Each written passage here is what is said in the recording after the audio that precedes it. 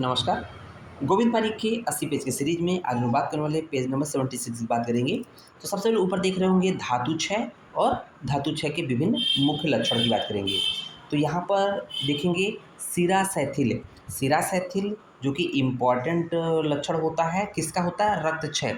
सिराओं में शिथिलता होने का मतलब, सिराओं के लूज होने का मतलब उसमें रक्त की कमी हो जाएगी, इसका मतलब रक्त क्षय की लक्षण बताया गया।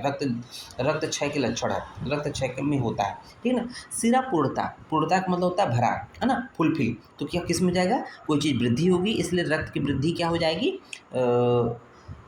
सिरा पूर्णता हो जाएगा, क्योंकि सिराओं में खून बहता है, ठीक है ना। नेक्स्ट देखेंगे धमनी शैथिल। धमनी शैथिल हो गया, धमनी शैथिल क्या हो जाएगा? मांस क्षय की वजह से होता है, मांस क्षय। अब ऊपर क्या था कि सिरा शैथिल रक्त क्षय से था, धमनी शैथिल मांस क्षय हो गया। तो यहाँ पर क्या है कि याद कैसे करेंगे धमनी शैथिल, सिरा और धमनी, क्योंकि आपस में एक दोनों देखा जाए तो इन कॉमन दोनों में ब्लड ही बहता है। बट हम लोग धमनी को कैसे याद करेंगे कि मांस में धसी, मांस में धसी, मांस मतलब मांस से हो जाएगा ध फार धमनी, शी फार शैथिल। मांस में धसी बड़ा सा रहेगा, धसी, मांस में धसी, माँ फार मांस, ध फार धमनी, सी फार शैथिल, ठीक है ना। मांस में धसी याद हो जाएगा धमनी शैथिल। देखेंगे संधि शून्यता, संधि शून्यता जो है मेद क्षय की वजह से हो जाएगा। तो जाएगा जो जो भी संधियाँ होती हैं उनके चारों तरफ मेद का डिपोजिशन होता है, ऐसा मान के चलेंगे। और याद कैसे करेंगे? संसु का मेद, संसु का मेद। तो सन फॉर संधि, सु फॉर शून्यता, संधि शून्यता मेद क्षय की वजह से संसु का मेद, जैसे अंशु होता है आप संसु याद रखिएगा, संसु का मेद। देखिए कटि शून्यता, तो कटि शून्यता में मेद क्षय हो जाएगा, वाग्भट बताया है, ये इंपॉर्टेंट पॉइंट है। तो क्योंकि याद कैसे करेंगे? कटी अर्थात जो कमर रीजन होता है उसमें मुख्य रूप से फैट का डिपोजिशन होता है, इसलिए यहाँ देखेंगे कि फैट शून्यता हो रही है, इसका मतलब कमी आ रही है, इसलिए मेद क्षय हो जाएगा आपका कटी शून्यता में। तो देखेंगे संधि शैथिल्य, संधि शैथिल्य जो लक्षण होता है किस धातु का होता है? अस्थि क्षय का होता है, अस्थि क्षय का चरक ने बताया है। और कफ क्षय, नेक्स्ट कफ क्षय बताया गया है। इसको याद कैसे करेंगे? शशि की अस्थि में कफ, शशि की अस्थि में कफ, स फर जाएगा संधि, सी फर जाएगा शिथिलता, संधि शिथिलता, अस्थि, अस्थि क्षय और कफ क्षय दोनों में पाया जाता है, ठीक है ना, अलग अलग लोगों ने बताया है। देखेंगे नेक्स्ट देखेंगे कि अस्थि शून्यता, अस्थि शून्यता जो है मज्जा क्षय में मिलता है, अस्थि शून्यता मज्जा क्षय में मिलता है, सुश्रुत ने बताया है। तो याद कैसे करेंगे कि आंसू का मजा, आंसू अगर कोई रोता है तो उससे गम गम के जो मजा कुछ अलग होता है, आंसू का मजा।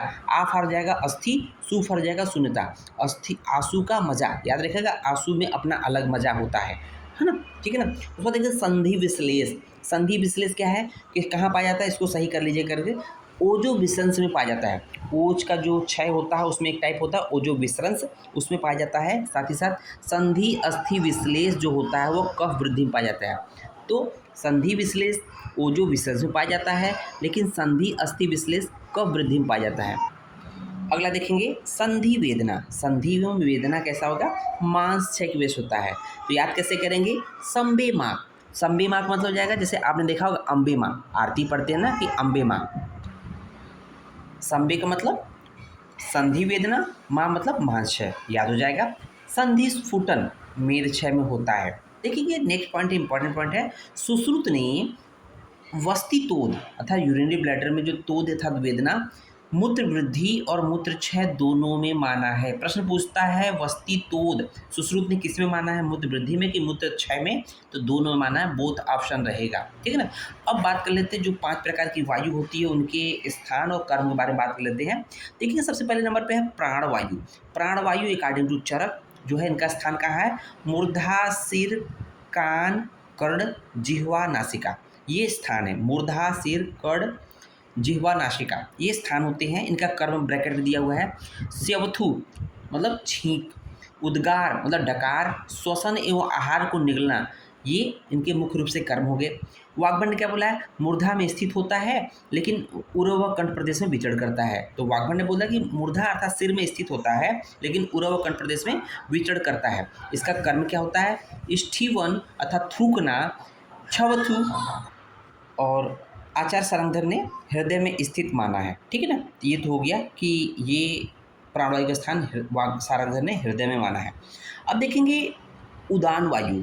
उदान वायु चरक ने नाभि और कंठ में स्थित माना है ना। स्थान कहाँ माना, नाभि और कंठ में स्थित माना है। लेकिन कार्य क्या होता है, वेरी वेरी इंपॉर्टेंट है, वाक प्रवृत्ति जो मैं बोल रहा हूँ कहीं ना कहीं अकॉर्डिंग टू चरक ये उदान वायु का कर्म है। वाक प्रवृत्ति मतलब बोलने की प्रवृत्ति है ना, प्रयत्न, ओज, बलवड़ आदि का संपादन, ये पूरा उदान वायु से है। सुश्रुत ने क्या बोला है, ऊपर की ओर गमन करने वाला वायु। उदान वायु क्या करता है, ऊपर की ओर गमन करता है और उसका काम क्या है, भाषण, गान मतलब गाना आदि क्रियाएं जो होती है उदान वायु में रहते हैं। वाग्भट ने क्या बोला है, उरह में स्थित माना है, उरह मतलब हृदय प्रदेश में स्थित माना है। तो नाभि, नासा व कंठ में गमन, उरह में स्थित, उरह में स्थान है बट नाभि, नासा व कंठ में गमन करता है। कार्य क्या होता है, वाक प्रवृत्ति, प्रयत्न, ओज, बलवड़ कर्म होता है। बयान वायु की बात करते हैं। बयान वायु इंपॉर्टेंट पॉइंट है क्योंकि ये रस संवहन बात कराता है, एक तरह से रस का सर्कुलेशन कराता है। चरक ने क्या बोला, संपूर्ण शरीर व्यापी। तो बयान वायु एक निश्चित स्थान नहीं बताया गया, ये संपूर्ण शरीर में घूमने वाला होता है क्योंकि रक्त संपूर्ण शरीर में होता है। संपूर्ण शरीर व्यापी बताया गया।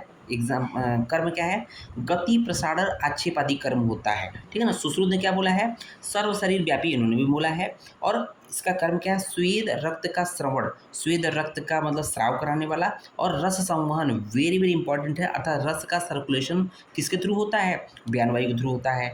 वाग्भट ने क्या बोला है, हृदय में स्थित माना है बयान वायु को, जबकि चरक सुश्रुत ने संपूर्ण शरीर व्यापी बोला है, सब संपूर्ण शरीर में विचरण करने वाला, जबकि वाग्भट बोल रहे हैं हृदय में स्थित होता है। कार्य क्या है, संपूर्ण शरीर चर, गति, प्रसारण, ग्रह, आक्षेप, निमेष आदि क्रिया होती है। समान वायु की बात करते हैं तो समान वायु होता है, चरक ने स्वेद, अंबु व दोष वह स्रोतस में आश्रित माना है। तो कहाँ पर होता है, स्वेद वह, अंबु वह, दोष वह स्रोतस में आश्रित होता है, वह अंतरग्नि के पार्श्व में स्थित होता है। अंतरग्नि मतलब जठराग्नि जहाँ पर होती है उसके साइड में स्थित होती है।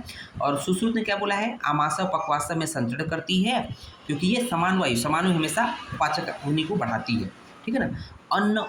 अन्न पाचन व मल का पृथक्करण करती है। तो मल का पृथक्करण, मल का डिफ्रेंशिएशन ये समान वायु करती है। दूसरा देखेंगे वाग्भट ने क्या बोला है, पाचक अग्नि के समीप स्थित होती है। अपान वायु की बात करते हैं, लास्ट वायु है। चरक ने वृषण, वस्ती, मूत्रेंद्री और नाभि, उरु, वंशण, गुदा में स्थित माना है। और कार्य क्या है, वीर्य, मूत्र, पुरुष, आर्तव व गर्भ का धारण व निष्कासन करना। सुश्रुत ने क्या बोला है, पक्वाधान में स्थित होते हैं। पक्वाधान कहीं ना कहीं लार्ज इंटेस्टाइन भी बोला गया है। और वाग्भट ने क्या बोला है, श्रोणी, वस्ती, मेढ्र में स्थित माना है। तो इस तरह से ये पांचों वायु के स्थान और कर्म के बारे में बोला गया है। धन्यवाद।